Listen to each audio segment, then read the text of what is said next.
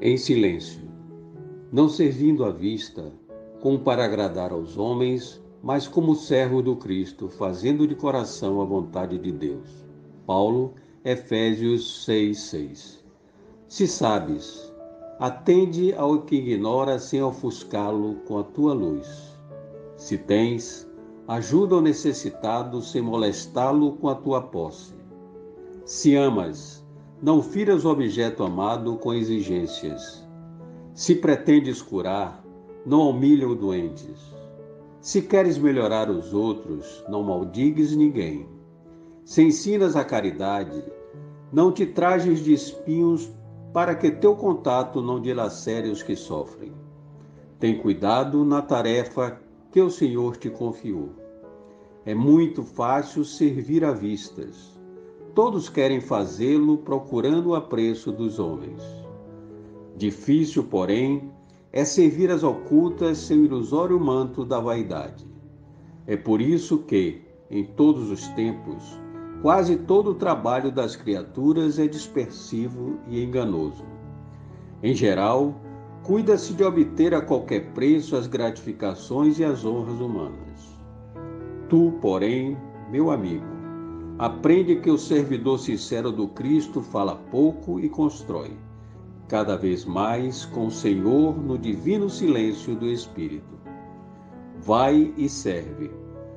Não te deem o cuidado às fantasias que confundem os olhos da carne e nem te consagres aos ruídos da boca. Faze o bem em silêncio. Foge às referências pessoais e aprendamos a cumprir de coração a vontade de Deus. Livro Vinha de Luz, Espírito Emmanuel, psicografia de Francisco Cândido Xavier.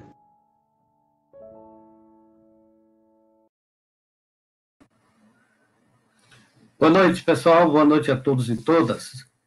Estamos aqui mais uma vez para mais uma palestra da Casa da Fraternidade. Hoje vamos ter o prazer de receber o nosso companheiro Flávio Neri. Boa noite, Flávio Neri. Boa noite, meu querido Luiz. Como vai você, querido? Tá me ouvindo? Tudo em paz, seja bem-vindo. Você já está no ar. Já estou no ar. Estamos te ouvindo bem. Eu vou fazer a prece enquanto você termina de fazer seus pequenos ajustes.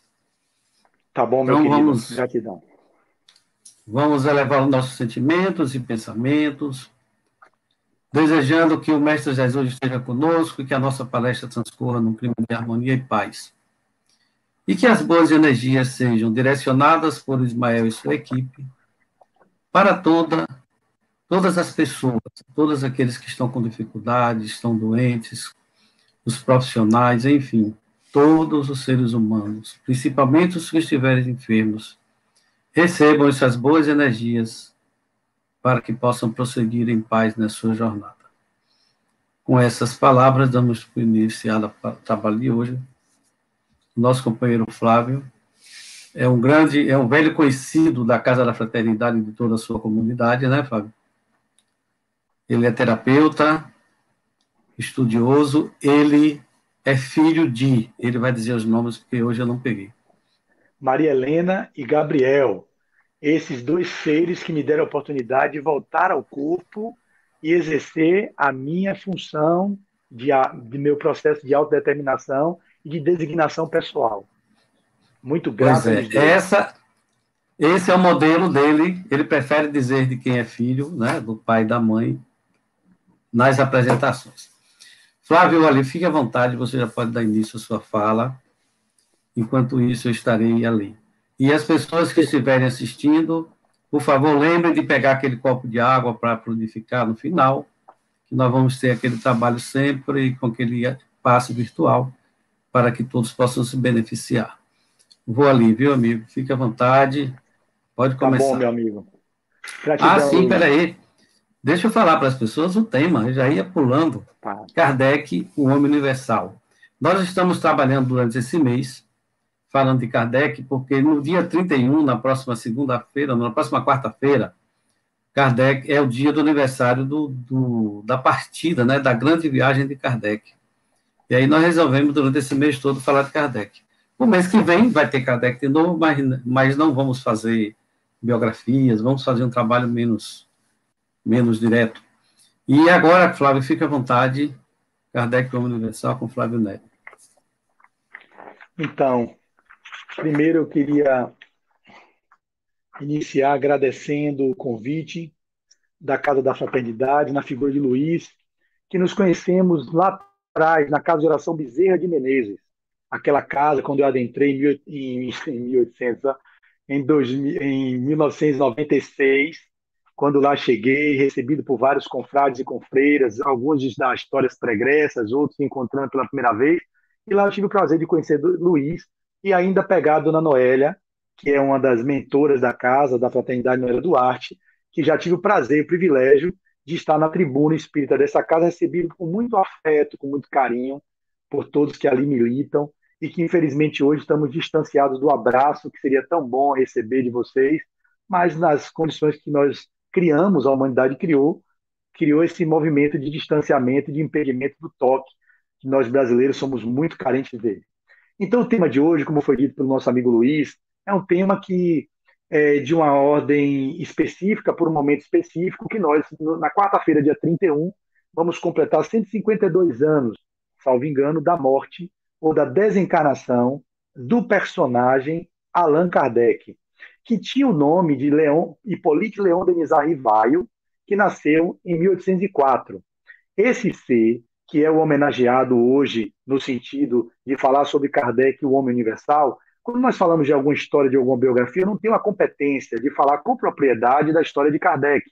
O que me tenho é a vivência do que ele deixou como contribuição da codificação. Então, eu vou fazer um pequeno apanhado geral da história dele, mas, ao mesmo tempo, vou tentar trazer para a nossa realidade, para o nosso cotidiano, para nós percebermos quem foi esse ser que muitos até hoje desconhecem e pensam que nós somos seguidores de Kardec. Nós não somos seguidores de Kardec. Nós entendemos Kardec como um grande homem, como bom senso encarnado, como dizia Flammarion, e que, portanto, por ser o bom senso encarnado, foi aquele que foi responsabilizado, ou melhor, foi lançado para ele a proposta de trazer a codificação da doutrina. Ele fez apenas codificar, apenas entre aspas. Ele foi o codificador da doutrina espírita.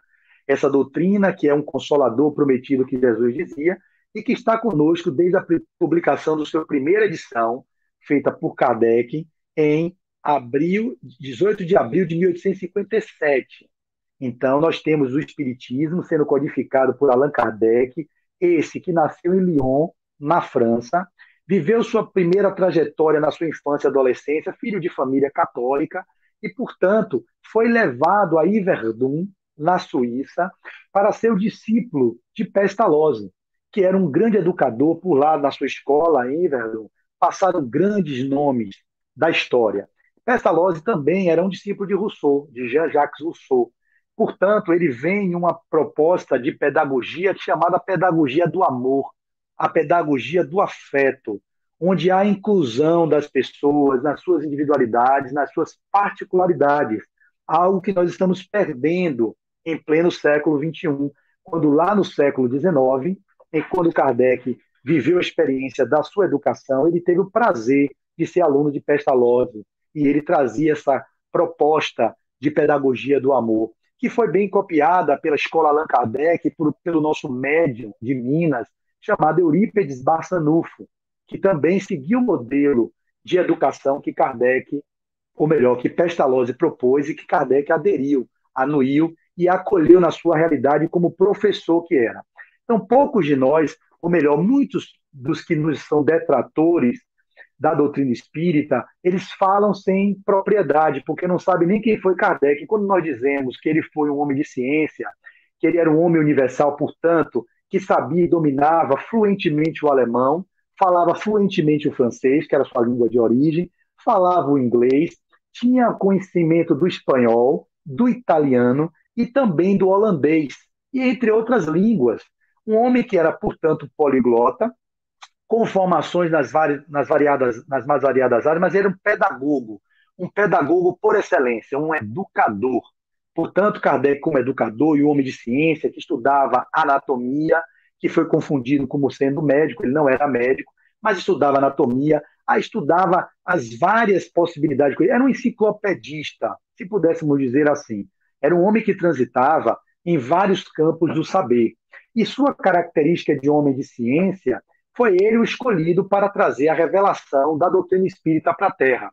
Mas a espiritualidade maior, pela regência do Espírito de Verdade, sobre a governança de Jesus de Nazaré, não teria só na mão de um homem colocado a revelação do Consolador.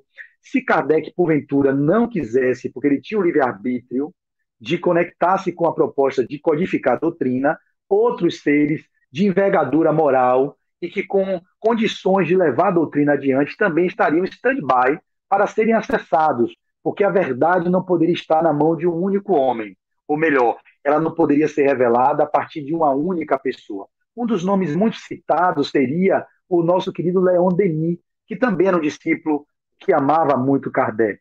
Mas falando desse pedagogo, desse homem de ciência, desse homem que era considerado filósofo e que certamente muito não dito, não escrito pelos historiadores, não foi contemplado a altura e a envergadura que esse homem teve, ele será no futuro considerado um dos grandes filósofos do século XIX, do século XX e de todas as épocas, quando conseguirem lá na frente reconhecer Kardec como um homem que se debruçou em revelar o mundo invisível. Por ele ser um homem de ciência, eu vim assistir hoje à tarde novamente o seu filme Kardec, a história por trás do nome, por trás do homem, algo assim.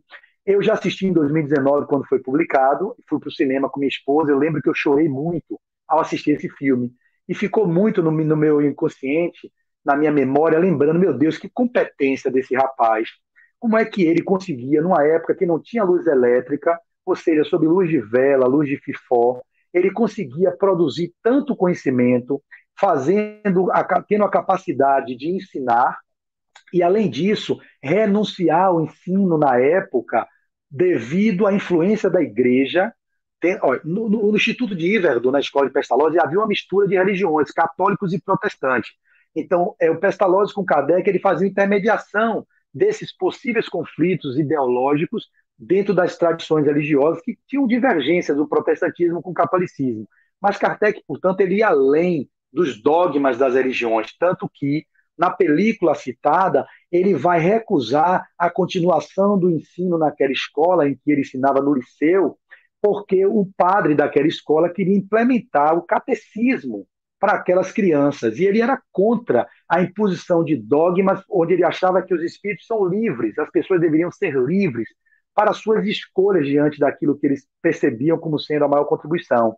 E como a igreja tinha um domínio muito grande sobre a formação da educação daquela época, mesmo a França tendo passado pelo iluminismo, tendo tido a Revolução Industrial, o processo do liberté, égalité, fraternité, ainda não era totalmente absorvido, porque o Império de Napoleão III, salvo engano, voltava com ditadura, ou melhor, ditando regras que vinham de forma vertical, de cima para baixo, impondo às pessoas da época a viverem determinações do imperador. Essa condição, portanto, Kardec, como homem de ciência, ele não se dobrou a isso. E no momento que a película revela, com toda a licença poética que a película pode ter, e pode ter alguma divergência na minha fala do que tem na biografia, de algumas referências que eu recomendo a vocês, que é o livro Allan Kardec, volume 1 e 2, que foi o educador e codificador de Zeus Van Tuyl e Francisco Thyssen, da Federação Espírita Brasileira. Tem outro livro também, que é do biógrafo Marcel Souto Maior, que escreveu Kardec, a biografia, num escrito jornalístico, trazendo também muitas informações sobre a trajetória desse grande homem que foi Allan Kardec. Tem um livro também que é para aqueles leitores que querem uma leitura mais rápida, que Ru Rivas teve assim a capacidade de fazer uma síntese, que aqui eu tenho algumas informações que eu vou trazer para vocês. Ele escreveu Allan Kardec para todos, síntese ilustrada das obras do codificador do Espiritismo.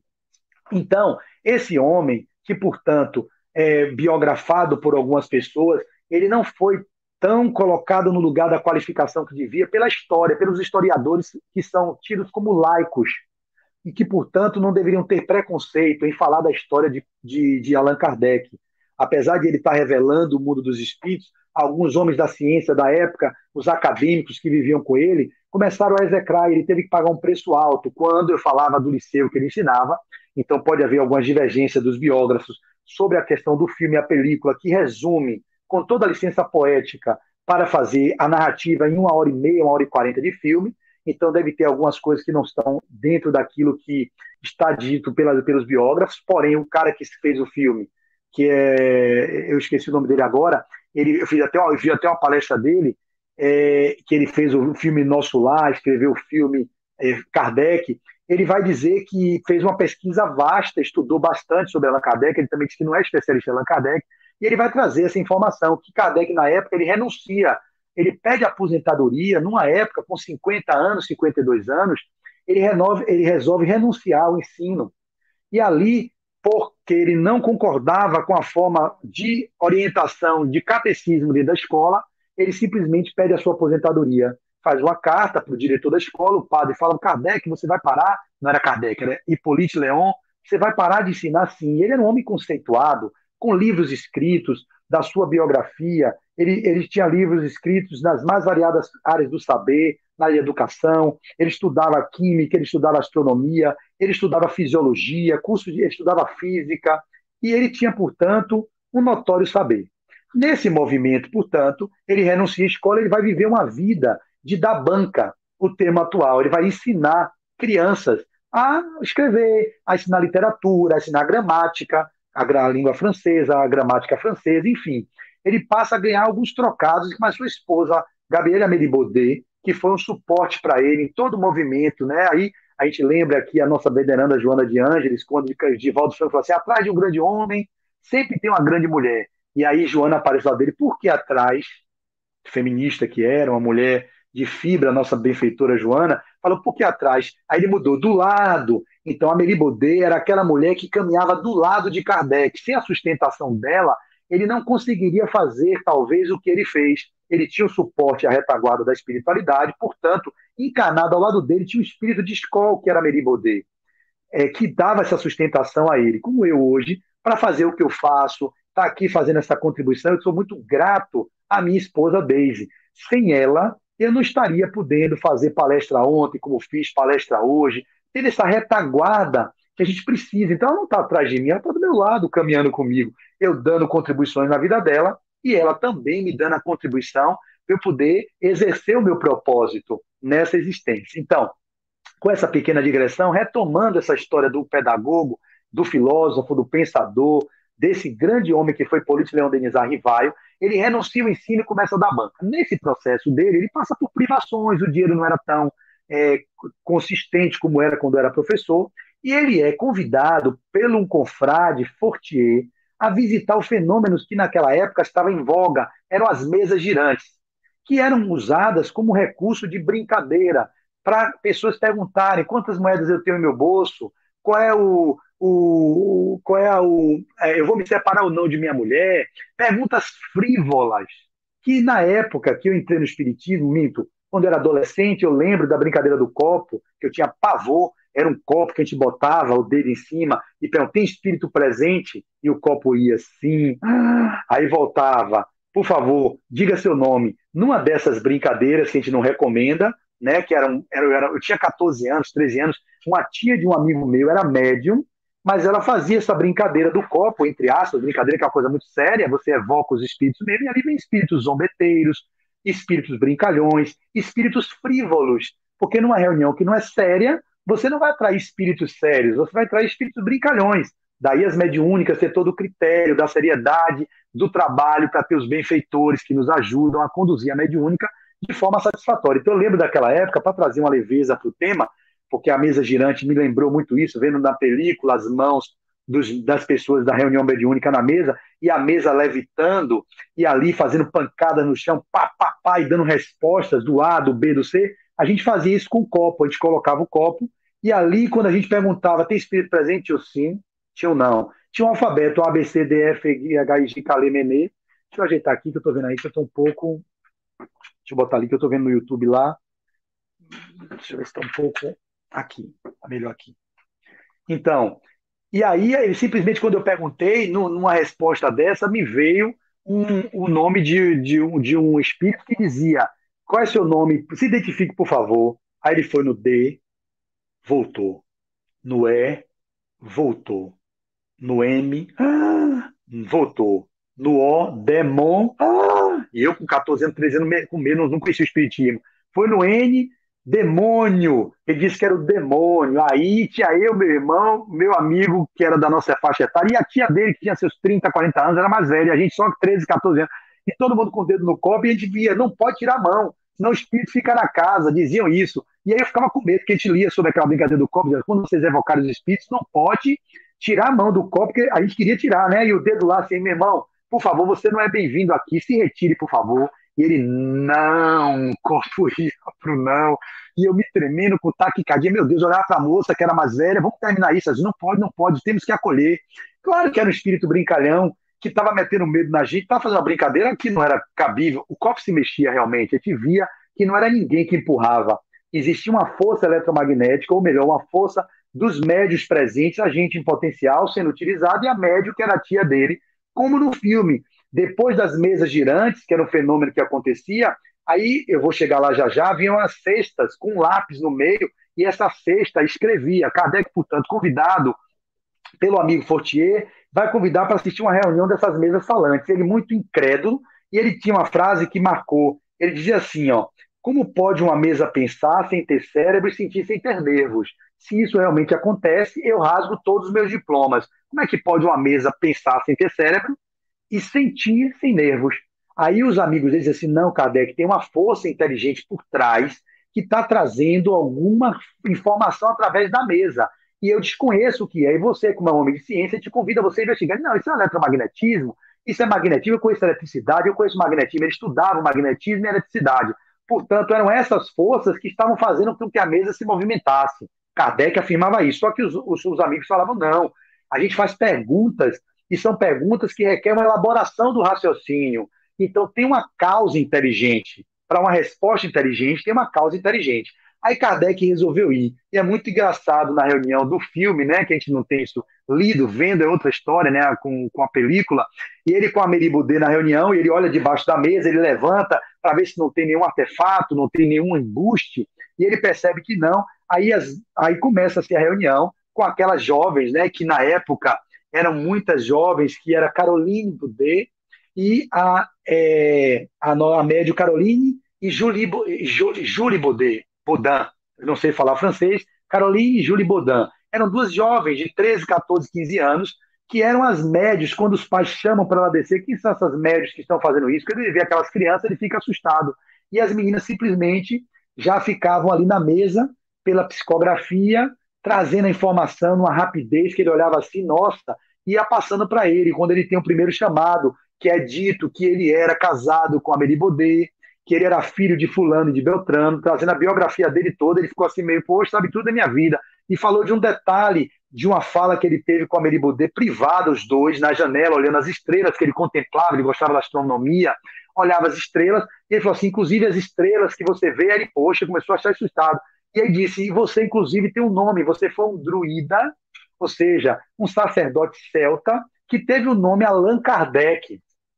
E aí traz essa informação. Foi seu nome numa encarnação que você viveu como um druida.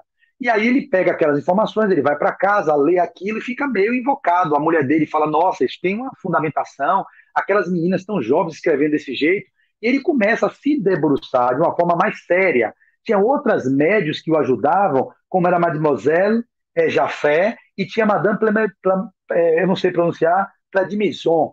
Eram três médios. Uma tinha capacidade de psicofonia, mas não era essa a via mais comum. Era o sexto que inicialmente eram as batidas da mesa.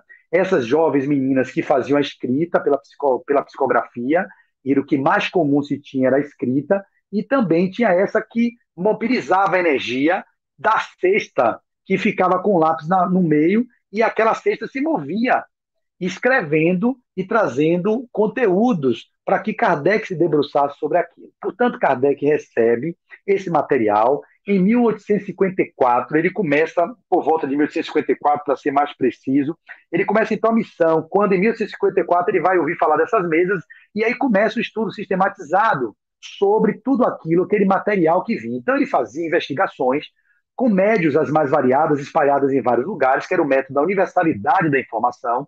Então, portanto, ele colhia das irmãs Bodan, ele colhia da médium Jafé, da médium Pledmison, que eu não sei pronunciar o nome dela, e pegava de outras médios também que surgiam, e ele pegava e perguntava, quem é Deus?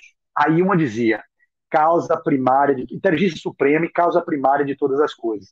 E ele perguntava a mesma coisa para outra média, e trazia muito próximo daquilo. Terceira média, a mesma coisa, a quarta média.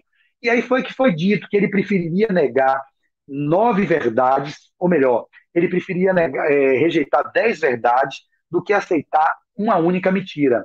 Então ele preferia ter esse crivo, por isso que ele era bom senso encarnado. Então ele passava no crivo da repetitividade, né, das informações, com médios diferentes e distintos que davam a ele uma segurança de ele poder ver que não era um embuste, médios que não se conheciam, que não se conversavam entre si. Então, se a pergunta era feita com pessoas em lugares distintos e aquela inteligência que estava por trás da informação falava através de A, de B, de C, ou outros espíritos que convergiam, tinha uma ideia nova surgindo, havia um saber diferente.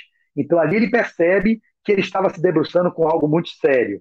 E aí, na evolução aqui do processo, ele tem uma passagem que é interessante, né, que a gente pode citar aqui. Então, Kardec ele vai adotar o método intuitivo racional pestalozziano, que é teoria prática e prática na aprendizagem.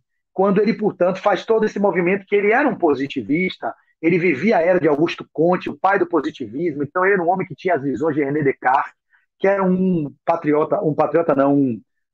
contemporâneo dele, que viveu na França, um francês, né? Eu esqueci a palavra agora. O René Descartes, francês, portanto, ele bebeu nos princípios da filosofia de René Descartes, que trouxe a fragmentação do saber para o entendimento. E aí tudo isso forjava o personagem Kardec. Então, Kardec era um personagem que tinha uma história pregressa e que, portanto, aquilo, obviamente, estava no seu inconsciente profundo. Quando ele estava no plano espiritual, ele foi um dos que, junto com essa pleia de espíritos que estavam responsáveis por trazer a codificação, ou melhor, por trazer a revelação, o Consolador prometido para o planeta, disse, olha, Kardec, você é um dos que nós podemos contar. Se você seguir o caminho direitinho, nós vamos ter a oportunidade de fazer com que você traga esse consolo para o planeta, onde vocês vão estar vivendo a era do cientificismo, ou seja, do materialismo, onde as pessoas estavam muito mais preocupadas com o materialismo, e ali Kardec vai dizer que a proposta do espiritismo, muito mais do que trazer a doutrina, era combater o materialismo, ou seja, a demonstração cabal de que havia vida após a morte. E como explicar o que as filosofias anteriores a ele não conseguiam, os grandes filósofos, pensadores que se debruçavam para o entendimento de onde viemos, o que estamos fazendo aqui e para onde vamos. Kardec nos trazia essa possibilidade através dos espíritos que nos revelavam, e muitos participaram, como Sócrates e outros tantos grandes pensadores, Santo Agostinho, trouxeram as contribuições para que o espiritismo fosse revelado. Então ele podia, através do espiritismo, mostrar a realidade do mundo invisível, mostrando a pluralidade dos mundos habitados, ou seja, a vida não se resumia à Terra, aquilo que Galileu Galilei e Copérnico já havia dito, que a Terra não era o centro do universo, do sistema solar, era o Sol o centro do sistema solar, e que a Terra girava em volta do Sol, e que tiveram que abjurar para não serem queimados. A gente tinha agora a comprovação de que existia vida em outros mundos, ou seja, a pluralidade dos mundos habitados, corroborando o que Jesus dizia, que meu reino não é deste mundo, portanto, tendo reino em outros mundos, o reinado de Deus, de Jesus, era de outro mundo, dos mundos felizes, dos mundos celestiais, melhor dizendo. A gente passou a entender que havia a imortalidade da alma, que é a grande contribuição, que ninguém morre, porque o espiritismo matou a morte. Kardec, entre aspas, matou a morte biológica continua existindo, mas ninguém morre, somos espíritos imortais. Ele vai nos trazer a base da comunicabilidade com o mundo extrafísico, ou seja, os espíritos não morrem, portanto, eles podem ser comunicantes do mundo espiritual, e a gente pode ter esse intercâmbio.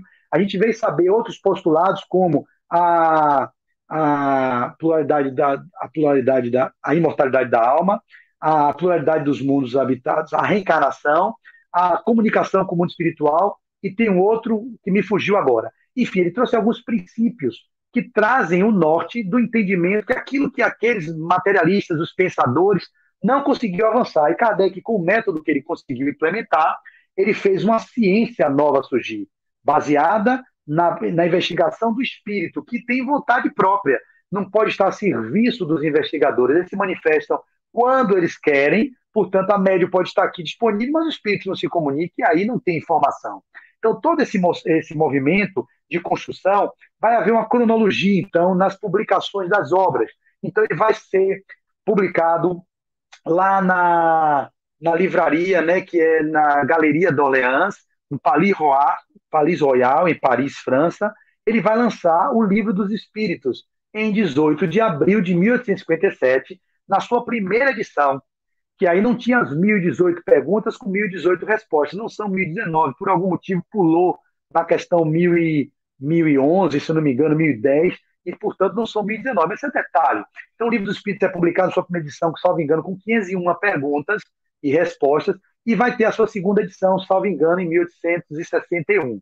Mas depois de 1857, quando o Livro dos Espíritos chega, através desse trabalho hercúleo de sistematização do saber, Kardec, portanto, ele passa a ser conhecido. O nome Allan Kardec, ele não assina, né? As pessoas questionam se ele fosse realmente validar essa ciência nova que ele traz, por que ele não colocou o nome dele, Hipólito Leão Denis Arrivaio? Ele queria tirar o nome dele porque não era uma obra dele, era uma obra dos espíritos, então não era justo ele colocar o nome dele em algo que não era dele. Então ele adotou o que os espíritos recomendaram, coloca o nome do druida Allan Kardec, como assinando. Então a comunidade científica não sabia que era Allan Kardec, então o livro esgotou na sua primeira tiragem. Depois teve uma tiragem que foi levada para a Espanha, Barcelona, que foi o Alto de Barcelona, que foi queimado os livros em praça pública.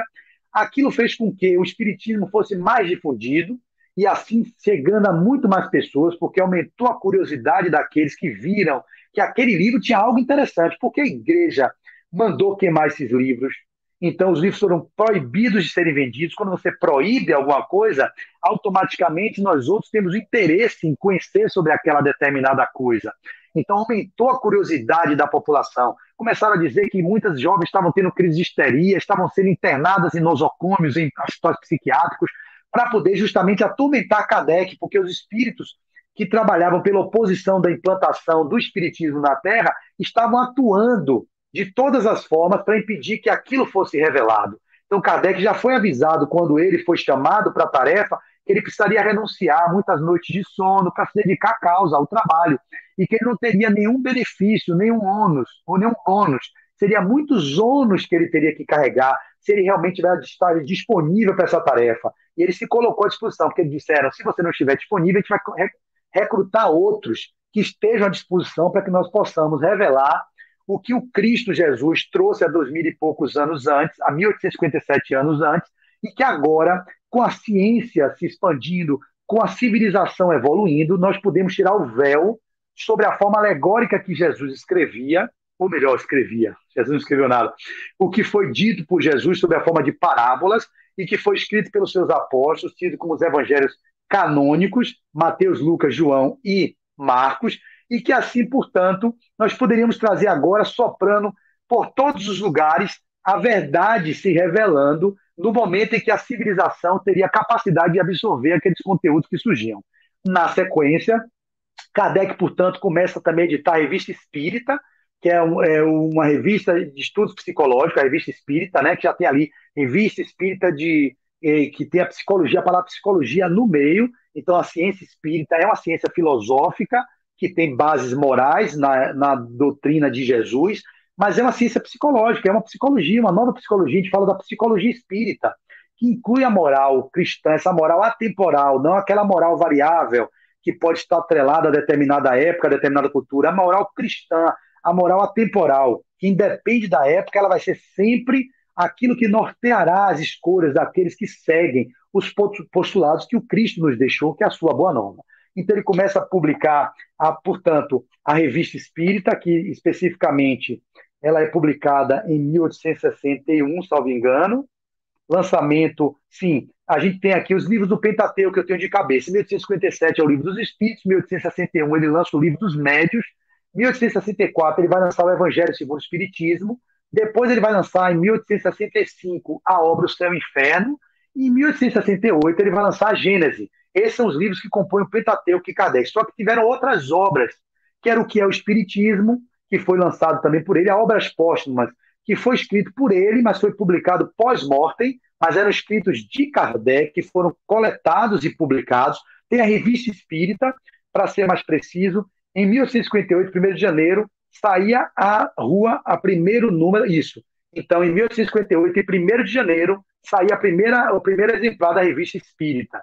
Em 1º de abril, Kardec fundava em Paris a Société Parisiense de Estudos Espíritas, a Sociedade Parisiense de Estudos Espíritas. Então, ele conseguia realizar muitas coisas. Um homem que estava a serviço, claro, com um quantum de energia muito grande, para dentro desse pequeno período de 1854 a 1869, quando ele desencarna em 31 de março de 1869, ele vai partir desse mundo físico, deixando o seu legado desse grande homem que trouxe para o planeta Terra o Consolador, que nós hoje, até hoje, vivenciamos e bebemos nessa fonte inesgotável de saber que Kardec nos trouxe. Então, falando disso, vocês podem ler depois. Tem toda a cronologia aqui nesse livrinho, desde o dia que ele nasceu em Lyon, na França, em 3 de outubro de 1804.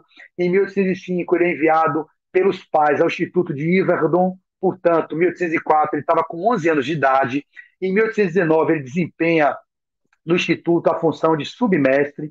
Depois, em 1822, ele retorna a Paris. E aí vai. Em 1823, em 1º de fevereiro, foi relacionado à bibliografia da França.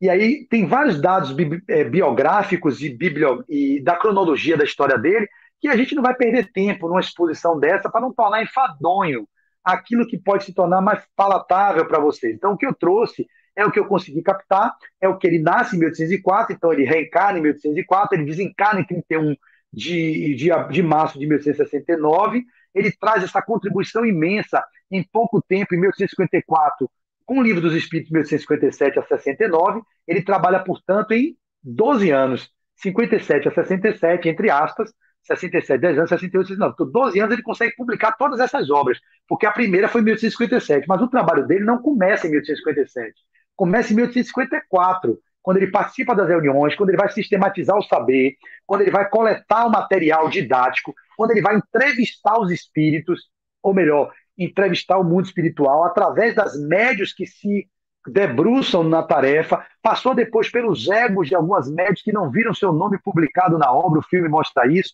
que vai dizer, como assim, você vai levar todo o título, todo o bônus, e eu que trabalhei trazendo as informações do mundo espiritual para cá, eu não fico com nenhum crédito. E aí ele falou, você vai ter noção em breve, como isso não é nosso, isso é dos espíritos, enfim.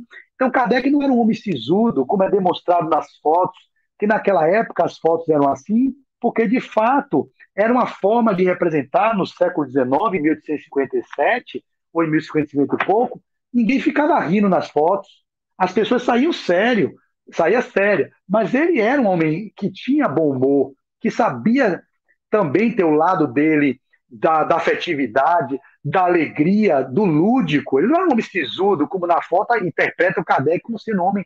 Ele era um homem sério, um homem probo, um homem com conduta moral ilibada. Não era à toa que foi colocado nele a tarefa de codificar a doutrina espírita. Então, isso tudo nós não vamos tirar. Mas o personagem Kardec, ele era um homem, portanto, um homem comum e imperfeito, nas condições que nós estamos hoje vivendo essa experiência na questão do mundo de provas e expiações, e ele também podia ser falível na proposta que foi imputada a ele. Era um espírito de envergadura maior do que a média da população? Era. Ele estava à frente da nossa condição, senão não seria colocado uma missão dessa. Eu falei ontem para um centro espírita sobre devotamento e abnegação, para o nosso centro espírita lá, João Batista, uma palestra minha que eu recomendo que vocês possam ouvir no meu canal, Flávio André de Azevedo, quem assim escolher. Foi um dia que eu me emocionei muito, foi ontem 10 horas da manhã. Então, Kardec era devotado e abnegado, no sentido que está no livro, no capítulo 6, que é o Cristo Consolador do Evangelho segundo o Espiritismo, a último item do Instruções dos Espíritas, o item 8, fala que as duas grandes propostas maiores e as duas grandes palavras que deveriam ser a tônica das nossas vidas deveria ser o devotamento e a abnegação. Então, Kardec era um homem devotado ao Cristo, era devotado à causa. Quando ele percebeu que aquilo era uma verdade que precisava ser revelada e a seriedade do que ele estava se debruçando, ele abnegadamente se entregou em sacrifício, em holocausto, à causa. Claro, era um abnegado servidor do Cristo que estava aqui e ficava respondendo cartas à revista espírita. Ele passava horas infindas. No filme mostra ele caindo de sono em cima das cartas e a Melibudê também ajudando ele nas respostas das cartas, que foi um braço direito dele, o braço esquerdo foi o que ele tinha como sustentação para tocar adiante a tarefa da qual ele foi, que lhe foi legada, que lhe foi imputada, que lhe foi sugerida. Então, para a gente ir fazendo nossa conclusão, para respeitar o tempo da casa, que o Luiz nos disse que eram 40 minutos, porque depois vai ter a prece final, vai ter o passe virtual, e também para a gente abrir espaço aqui para as perguntas que tenham sido colocadas no chat, para a gente poder ter um pouco de interação, porque é justamente essa proposta de a gente falar e com o ao vivo que nos dá essa oportunidade de interagir com vocês. Estamos tão distantes, né, um dos outros, estamos tão carentes de contato, de afeto, né, desse intercâmbio entre nós que nos víamos tão frequentemente, hoje nos vemos de forma virtual, e gratidão à tecnologia que nos oportuniza levar a mensagem do Cristo, a mensagem do Espiritismo, àqueles que estão disponíveis para ouvir. Mas existe muita informação sendo dada com muito mais qualificação do que a que eu trouxe para vocês. Vocês botam lá na internet Haroldo Dutra falando sobre isso, Divaldo Franco falando sobre isso, outros, o Peixinho falando sobre Kardec, Marcel Mariano falando sobre Kardec, é um show de informação preciosa. Então eu trago aqui alguma coisa pincelada, mas o que fica é a vontade de falar com vocês, de interagir com vocês. Da outra vez a gente botou alguém presencial, a Casa da Fraternidade nos oportunizou esse momento, e hoje eu vou finalizando para dar esse espaço para Luiz trazer as perguntas do chat. Vai elencando aí, Luizinho, e vai me dizendo quem porventura tem aí algumas perguntas, dizendo a vocês que a proposta, portanto, que Kardec nos traz é a proposta do movimento do encontrarmos conosco mesmos, através das perguntas e respostas que ele traz no livro filosófico da doutrina, que é o Livro dos Espíritos, e que nós temos isso como princípio fundamental para nosso momento que estamos vivendo agora. O coronavírus, eu falo sempre e repito, ele não é um convite para vocês irem para dentro. Ele é uma intimação para que nós possamos ir para dentro. E agora o recrudescimento do movimento do vírus, com as mutações e com as novas cepas, está mostrando as 3 mil mortes, as 4 mil que estão possibilitando em abril e maio que aconteça, morte do corpo. A vida não cessa nunca. Então, mais do que nunca, o Espiritismo é essa doutrina que consola os corações, que nos traz clareza do porquê estamos vivenciando isso. Quais são as escolhas que, enquanto humanidade, fizemos? O Espiritismo nos mostra de onde viemos, o que estamos fazendo aqui e para onde vamos. Então, todo esse conteúdo que a doutrina espírita tem, agora nós espíritas que somos, está na hora de colocarmos em prática na nossa fé robusta, sustentada na razão, porque fé inabalável é aquela que encara a razão face a face em qualquer época da humanidade. É a hora, meus irmãos, de usarmos dessa fé raciocinada para termos o consolo daqueles que estão tendo seus entes queridos partindo. Essa é a proposta que Jesus nos deixou com a codificação, ou melhor, com o Espiritismo, para que ele seja esse bálsamo suavizador das nossas dores, que nós nos debrucemos sobre o estudo da doutrina, sobre as obras que nos traz tanto consolo, tanto das obras básicas como as subsidiárias, como as publicações que chegam por médios os mais confiáveis, como Divaldo Franco, Chico Xavier, Raul Teixeira, Ivone Pereira, e esses que trazem obras preciosas que nos consolam nossas almas. A vivência prática do Evangelho no cotidiano, a oração, o mergulho interior, essa proposta da introspecção, do ir para dentro. Isso é o que tem na doutrina espírita que Kardec nos legou e que está lá na questão do Livro dos Espíritos, que é na questão 1019, 1019 não, na questão 1009, que eu pergunto qual o método, 1009, né? Se eu não tô, 919, que 1000, estou com esse 1000 na cabeça. Na pergunta 919 do Livro dos Espíritos, que está aqui, que um filósofo da antiguidade já vos disse, conhece-te a ti mesmo. Será que estamos fazendo esse movimento? Ou seja, a questão que abre para Santo Agostinho nos trazer um verdadeiro tratado de reforma ou de mergulho para dentro. A pergunta é qual o meio prático e mais eficaz para se melhorar nesta vida e resistir aos arrastamentos do mal? E a resposta dos Espíritos, que Kardec trouxe para a gente, codificando nesse livro maravilhoso que é o Livro dos Espíritos. Um sábio da antiguidade vos disse, conhece-te a ti mesmo. Qual é o movimento que estamos fazendo para dentro quando o Covid chega e nos impõe de forma coercitiva a fazermos o movimento de distanciamento, de ficarmos em casa? Será que estamos em casa nos perdendo com coisas frívolas, com programas televisivos que inundam nossa mente de coisas que não nos agregam valor? Será que estamos aproveitando o tempo para meditar, para recolhermos, para contemplar Deus na natureza, para lermos obras edificantes, para fazermos trabalhos que sejam em favor do nosso aprimoramento intelecto-moral? Essa é a proposta que Kardec nos traz através da doutrina espírita, quando ele nos revela a doutrina espírita, e que está ali nada mais do que os postulados que Jesus já nos tinha dito. Conhecerás a verdade e a verdade vos libertará.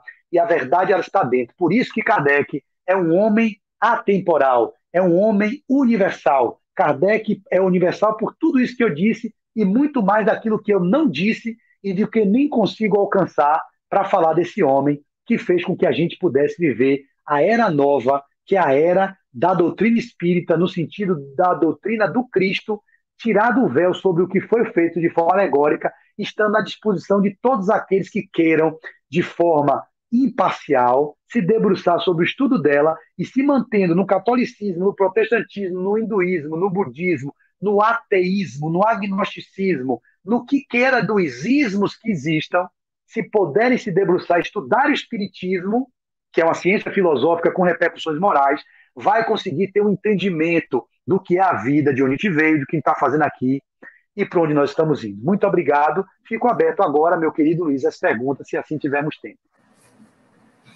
Amigo, é o seguinte, não fizeram perguntas, as pessoas estavam aí embevecidas com a sua fala. Aí não fizeram perguntas. Agora, veja só. Você pode fazer. Você tinha falado do filme, né? Sim. Marcelo Sotomayor é o autor da biografia e Wagner Assis. Wagner Assis, ele. Cineasta. Eu estou tudo aqui no Google, sabe? Enquanto você fala, eu vou aqui no Google e pesquiso. Pesquisa na Wagner Assis e Marcelo Sotomayor. Agora, você falando aí, realmente a gente vê Kardec como esse homem universal. Por quê? De 54 a 57, é pouco tempo. E ele construiu, lógico, com os espíritos orientando e tudo mais, mas é uma obra incrível que é o Livro dos Espíritos, né, que é um marco da humanidade. Então, não é um livro qualquer. E o tempo todo, para que ele traga o Pentateuco, são 15 anos. E ele não trouxe só os 5 livros, ele trouxe obras póstumas, ele trouxe outros livros, e, inclusive, tem, eu não sei se as outras obras que falam dele em 20 obras, 20 e tantas obras, se foram todas desses 15 anos, né? É realmente alguém muito diferente do comum, né? Do trivial. Ele é um ser diferenciado, Luiz. Você acaba de trazer justamente esse número, que é em torno de 23 horas. Tem Viagem Espírita, tem um opúsculo que ele faz sobre as obras que a gente deveria... Eu teria tudo isso aqui, mas a gente não vai perder tempo para poder descrever todas elas. Mas o importante é o que você disse. Como é que um homem desse, naquela época, sem luz elétrica, ou seja, a gente com todo esse arcabouço de tecnologia, com a capacidade do internet, do zap, de se comunicar, ele se comunicava por carta. Ele conseguia responder às pessoas, sistematizar um saber, escrever livros de grande envergadura, de peso, no caso, com a ajuda dos espíritos, obviamente, mas com passagens que ele próprio trazia, conclusões e interpretações que ele tinha, sob a inspiração do Espírito Verdade, e assim mesmo fazendo com que tudo isso fosse o divisor da história. Porque, como você falou, o Livro do Espírito é um marco na divisão do saber do mundo invisível. É uma cosmovisão. O Espiritismo é uma cosmovisão que vai além de tudo aquilo que foi posto até aquele momento. Porque os espíritos já se comunicavam em todas as épocas. As irmãs Fox, que já tinham lá em Huntersville, já tinham movimentos acontecendo por todo lugar, e não muito recente da época dele, distante. O primeiro livro psicografado da humanidade foi um livro chamado o Decálogo de Moisés, que Moisés trouxe com uma psicografia que foi escrito. Então nós temos fenômenos mediúnicos e fenômenos espirituais de comunicação com o mundo espiritual há muito tempo. Médios e pitonisas que davam comunicação em várias épocas, só que Kardec ele tem essa virtude de ter se debruçado, olhando de forma criteriosa, não como aquele que vai para dentro de um novo com preconceito, como a ciência. Ele teve no início, ele falou, não, eu tenho que ver isso. Se mesa fala, tem que ter cérebro, e se mesa sente, tem que ter nervo. Alguma causa inteligente. O que está por trás? Ele vai, com o critério do cientista, que deveria ser os cientistas de hoje, não aqueles que rejeitam uma hipótese, uma possibilidade, pelo paradigma que está posto, negando as verdades novas, porque tem que renunciar, ter humildade de renunciar ao seu saber, e que pode desconstruir, porque pessoas de ciência estão abertas às possibilidades. Kardec foi esse homem. Era um homem que estava aberto ao que estava surgindo, portanto, era ele o indicado a sistematizar aquele saber. E se baseando no positivismo, na condição de entrevista, na sistematização, ele mostra a sua bagagem de homem de ciência para deixar essa grande contribuição que foi a doutrina espírita. Então, se não tem pergunta, se você quiser, eu posso tocar uma canção para a gente finalizar com arte, e aí a gente pode deixar você com as palavras finais. Fique à vontade para dizer o que você deseja. Não, tranquilo. Se você quiser tocar uma canção, fique à vontade, você pode tocar, que logo em seguida a gente tem o passo virtual para encerrar. Perfeito. Então eu agradeço a todos que ficaram comigo até aqui. É um tema não tanto quanto palatável, mas é interessante nós espíritas que somos, que professamos a doutrina, que nos consideramos espíritas, que espírita não é aquele que é perfeito. Isso está lá também na codificação. O verdadeiro espírita não é aquele que não erra mais, é aquele que se esforça para errar cada vez menos. Ou seja, o verdadeiro espírita é aquele que se esforça para domar suas más inclinações. Então a premissa é já que temos mais inclinações. Então a gente é espírita quando se esforça. Eu venho me esforçando para domar as minhas más inclinações há algum tempo. Eu venho me esforçando. Isso não significa que eu seja bom, perfeito. Eu estou no mundo, isso é interessante, Luiz, provas e expiações. Provas e expiações predominam o mal. O de regeneração que a gente está transitando é um refrigério desse mal tão prevalente, mas ainda temos o mal. E aí a gente vai entrar no mundo feliz, que é um mundo onde prevalece o bem, mas ainda tem o mal. Então, provas e expiações predominam o mal. Regeneração é um refrigério de um alívio desse mal tão prevalente, onde houvesse tipo uma equiparação, onde você começa a respirar um pouco mais, o mal não é tão evidente, mas para você caminhar no regeneração, para chegar nos mundos felizes, onde o bem prevalece, mas ainda tem o mal, para chegar nos mundos celestiais, que é o mundo de Cristo veio, que só predomina o bem. Então essa trajetória nossa, não adianta fazermos ela negando o mal que ainda habita em mim. É olhando para isso que a gente consegue fazer com que o bem se evidencie. E ele não vai ser colocado a toque de caixa. É reconhecendo a sombra que você vai evidenciar o que tem de luz. Então, para finalizar, eu vou tirar o Buds Live, porque ele não fica com áudio satisfatório. Vai ficar um pouco baixo. Então, eu tiro aqui, agora.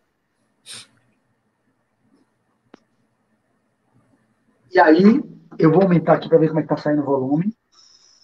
Agora. Deixa eu ver. Deixa eu ver lá no YouTube. Estou vindo aqui no computador para ver como é que está no YouTube.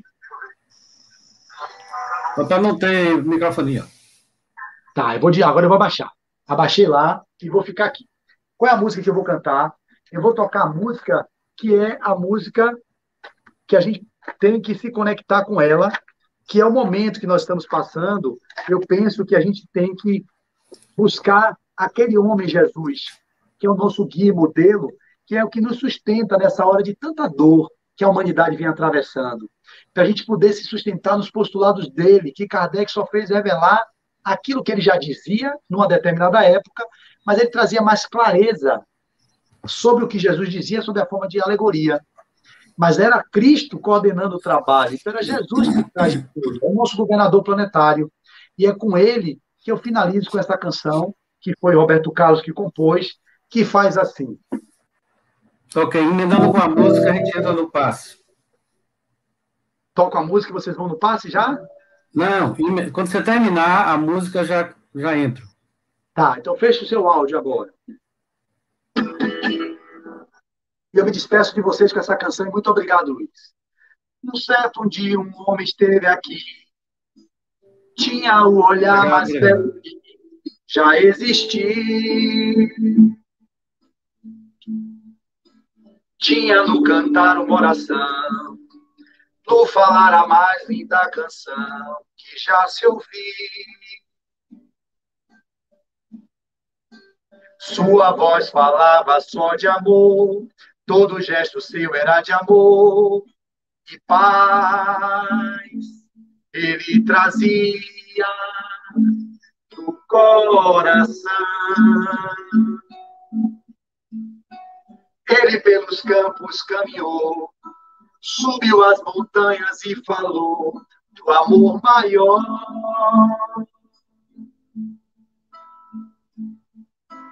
Fez a luz brilhar na escuridão, o sol nascer em cada coração que compreender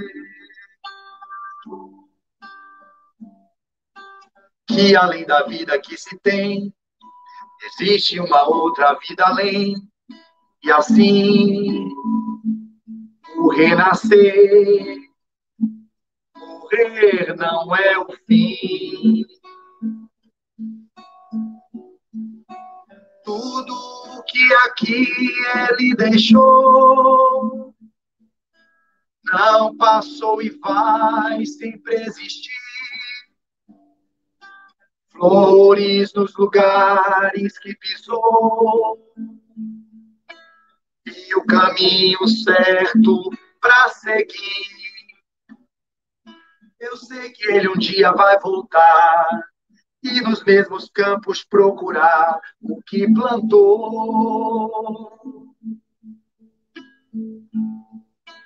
e colher o que de bom nasceu, chorar pela semente que morreu sem florescer.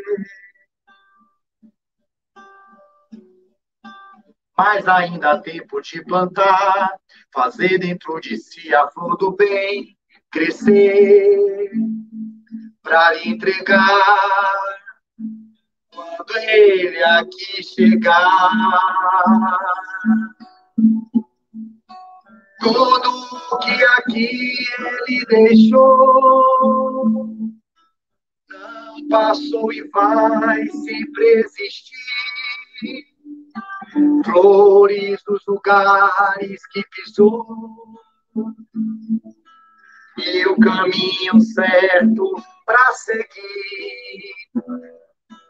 Tudo que aqui ele deixou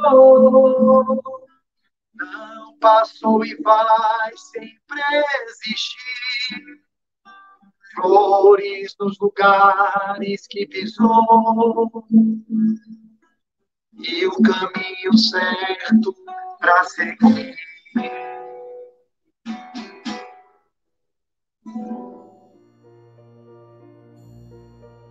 Vamos nos preparar para recebermos a boa energia dos representantes de Jesus. Se você quiser, pode colocar um copo de água para ser fluidificada. Sente-se em posição confortável e com a coluna ereta. Respire de forma lenta e profunda. Inspire e expire. Continue a respirar assim, com muita serenidade, tentando trazer para dentro de cada um de nós a paz, a harmonia e a serenidade. Disse Jesus: eu sou o caminho, a verdade e a vida, e ninguém vai ao Pai se não for através de mim. Disse também ele: vinde a mim, vós todos que andais em sofrimentos, e vos achais carregados, e eu vos aliviarei. Tomai sobre vós o meu jugo e aprendei de mim, que sou manso e humilde de coração, e achareis repouso para as vossas almas, porque o meu jugo é suave e o meu fardo é leve. Jesus cuida de cada um de nós. Agora, confiantes da presença de Jesus e seus benfeitores, prepare-se para receber a assistência espiritual que você necessita. Oremos a oração que Jesus nos ensinou. Pai nosso que estás no céu, santificado seja o vosso nome. Venha a nós o vosso reino. Seja feita a vossa vontade, na terra como no céu. O pão nosso de cada dia nos dai hoje.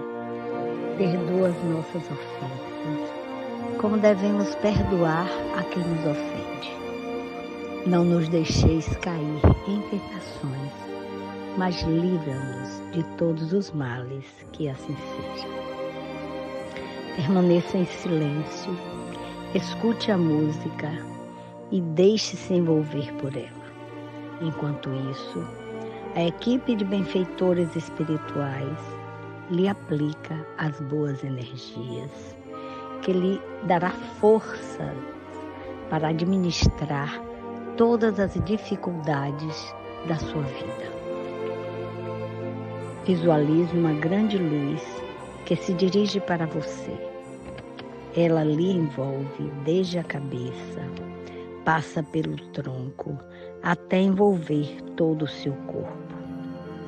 Continue respirando de forma lenta e profunda. Permaneça usufruindo desta boa energia. Ore em silêncio. Agradeça ao Pai amoroso que sempre nos concede o que há de melhor para nós.